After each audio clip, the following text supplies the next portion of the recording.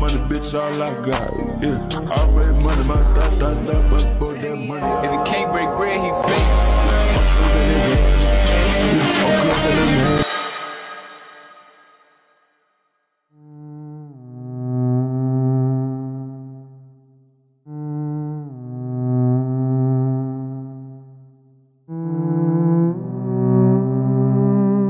Oh my god. I don't know why, as a community, we do this to ourselves. I don't know why every time we get hype up, especially during what's happening right now, because obviously what Guts is going through has only been happening for the past 4 chapters.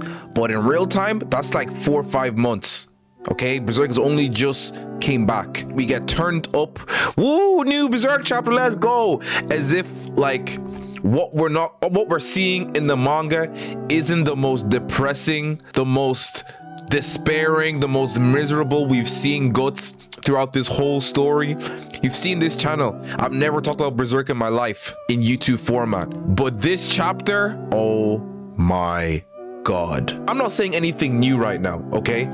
You've seen everyone else talk about it. Guts has now reached his lowest point, and with each chapter it gets lower and lower. The last chapter, he looked at the sword saying, "You are all I had. This is everything. I gave you everything."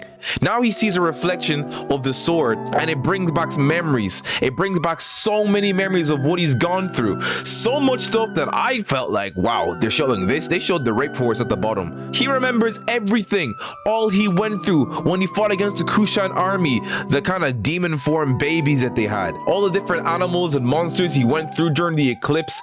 Everything has gone through the Black Swordsman arc, the church arc. I don't even know that shit's called. Everything. Memories of Guts flowing through. Shirak is looking through and is able to see what Guts is seeing. And at the very end of it, Griffith was the one that made it all meaningless. He finally touched the goal. He reached the goal of seeing Casca. This nigga Griffith gives him a look like he is absolutely nothing, flees off with his girl, and he's gone. Bro, when the panel of him and the memories came on, I almost felt a quarter, not even a quarter, 10% of what Guts was feeling, and I still felt like shit. I felt like I just got debated for 10 years and everything was nothing. Everything was for nothing. The arm he lost, him struggling again and again and again, him picking himself back up, him finding new comrades, him able to actually rely on his comrades to save Casca when he couldn't. Just for Griffith to pick it all up and say yoink. I don't know why we do this to ourselves as a fan base. We sign ourselves up once a month to just inject ourselves with pure despair. It's a drug. It's a drug. It has to be. Now, obviously, as usual, I think the art's getting better. Although I do felt like some panels were kind of hard to read, but I think it was like on purpose like that. Like I'll get into it, the part where Griffith actually comes back to Falconia. Took me a second to actually see what was going on. It's still good, don't get me wrong. It's just the paneling, I was kind of like, oh shit. But I think with what's happening right now, I think it's warranted that everything looks fucking crazy. I think that's probably intentional. Even the paneling art per se is not even straight lines. It's jagged. It's rough. It's fuck. Everything was for nothing. Oh my god. I shouldn't be laughing. This nigga Guts screamed everything was for nothing, and you literally see a depiction of this guy falling into despair. We've never seen him before. This is lower than the eclipse. This is lower than him retrieving Casca and realizing that Casca is broken. This is, what's it gonna take for Guts to come back? That's the real question. That's the real question I want to pose to the chat and pose to myself. I really don't know. I don't think a pep talk from Shirek or foreignness is going to be enough to really bring him out of despair. I don't know where they're going to go with this story, because now Guts is in a hollowed shape. It's almost as if the reverse is happening to what happened to Casca to Guts. I wouldn't be surprised if they had to go into Guts' mind and put the pieces back together, although those are pretty already fucked up pieces, so it's not like it's a big puzzle where it becomes little mini chibi Casca like it was in the other chapters. It's gonna be some glued up really shitty project you made back when you were at school. That is Guts' mind, that is Guts' heart. And GG's to Roderick, man, a new member of the group. He knows not to press this, okay? I respect. So far he's been a W. He knows that, look, Guts is going through a lot right now. We have bigger problems, a whole fucking whirlpool to deal with. So let him do his thing. Guys, leave him alone. I feel like if Sherrick had tried to grab for the door, he would have probably stopped her and said, look, he's going through his emotions right now. Shit's pretty fucked up. Nothing you say will get to him, and nothing you will say won't sound like you don't know how shitty he feels right now. It's okay, Guts, you'll pick yourself back up. How? Literally how? He has nothing. The one thing he can rely on in this world, his sword, wasn't even able to touch Griffith. And I know there was a back and forth of the hair flowing as Guts striked, but no, it did not touch him, okay? It did not touch him. He's part of the God Hand.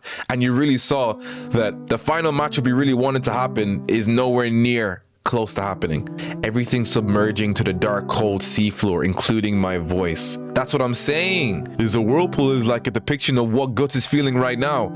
He's at the bottom sea level. You can't reach him. He's the only one who can bring himself out of that. The chapter transitions back to Falconia, and the big, I guess, tree of light, you want to call it, Griffith ended up making when he defeated the Kushan Emperor. I can't even remember what the fuck his name is. I think that's what it is, right? Yeah, so this is the part where I was kind of confused on what's happening, because you have the trees growing outside of Falconia, and then there's a panel of what seems to be a hole. I don't know for certain, but it looks like some kind of black hole. And the tree almost looks like it's see-through, like it's a spiritual kind of tree. But it cuts to Sonya and his aide, don't know what the fuck his name is, and the bowman. And they're out there looking outside the outpost at the edge of Falconia. Obviously Sonya, she has an inbuilt Griffith detector, so he knows he's coming back. And not only is Sonya there and the bow guy there, but then you also get Sir Locus and Sir Grunberald, which is the dragon guy. And I can't remember what his demon form is, but I feel like he's top G. He got really pissed off when Rickard did that thing, and he caused that, try to execute him, and all that shit happened. But yeah, Sonya said she's back. And would you look at that, as soon as she says that, Zod appears from outside of the tree, and I think maybe that's how he teleports around the place. Is that confirmed? It looks like he actually comes out from one of the tree roots, so maybe Griffith uses this as a way to teleport around the whole land. The tree is pretty fucking big, so I wouldn't be surprised. So everyone says welcome back. So does Sonya. And with her eyes opening, she sees it's Zod, Griffith, and this beautiful black woman named Casca. And I know Sonya's gonna have a lot of things to say about Casca. And with the most devilish, the most, I don't know what to call it. It's the face you make when you just pulled the most devious heist of your entire life. You're untouchable, and you know that you are literally him. Is the final panel. Griffith smiling as everybody welcomes him back. Holy fucking shit, I don't know what's gonna happen. This is the chapter that ends off the year. Not the most positive note for Berserk fans. Again, we're just happy it's back, but oh my god, I think people forgot that we are at the low point of Guts' character arc right now. One last thing I thought was cool in the comment section of a website I read the manga from, someone said he found interesting the contrast between Sonya greeting the Morning Star and Griffith's coming back, because the Morning Star has always been the synonym with the symbolism of Satan. If you guys don't know the lore behind Satan, Satan is a fallen angel. So this story, this panel is literally depicting Griffith as the devil coming back, saying, hey, I did the deed. No one can fucking stop me. I'm Lucifer personified. And that's where my smile is coming from. Because holy shit, man. This video is just a way for Berserk fans to come together and realize that what we're doing to ourselves is not healthy. We'll still continue to do it, don't get me wrong. But man, oh man, where do we go from here? I don't have anything substantial to say. What can they do after this? I don't know. Guts has to have some sort of catalyst to bring him back and bring him back to the journey, back to the goal of trying to retrieve back Casca. But holy shit, man, it's now war. It's like God of War Ragnarok. Griffith has now taken Atreus / Loki. Odin is now taking Loki. And although Kratos did not want war, he has to do it. I think Guts was on the brink of letting his hate go for Griffith. Now he had Casca at his side and they would have lived happily ever after. But Griffith knows this and he goes, nah, the legacy must continue. So he does this shit. It's fucked up, man.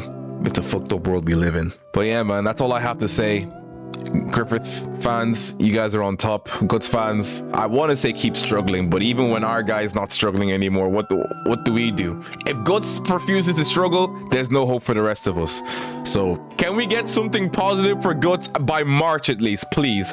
Give me 2 more chapters of despair, and then please let March be the month where he actually says, where there's at least some sort of symbolism or some sort of light at the end of the tunnel. We need Skull Knight to have a talk with Guts. That's really just it. That's the only person I can feel like that can understand Guts' pain to the point where he can say, hey, I know what it feels like to have your girl stolen away from you. That's the only thing I can think of. But yeah, man, fuck.